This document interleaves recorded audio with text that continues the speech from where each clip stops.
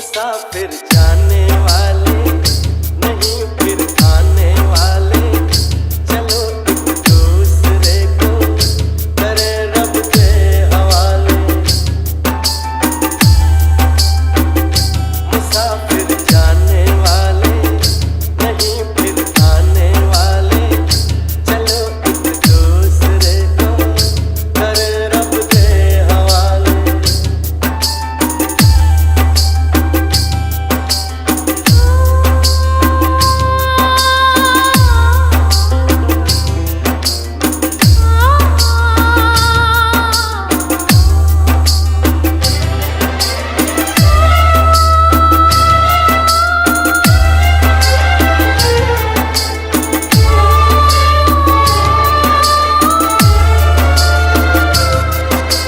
DJ राज rock Jaunpur, DJ राज rock Jaunpur, DJ राज rock Jaunpur, DJ राज rock Jaunpur. बड़ी मुश्किल से दिल में अपने,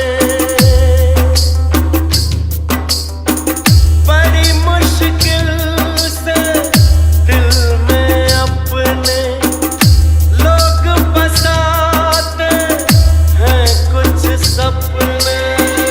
ये सपने शीशे के खिलौने टूट के बस लगते हैं रोने। दिलों पे छा जाते हैं ये बादल काले काले, चलो एक दूसरे को करे रब के हवाले। मुसाफिर जाने वाले नहीं फिर आने वाले, चलो एक दूसरे को करे रब के हवाले।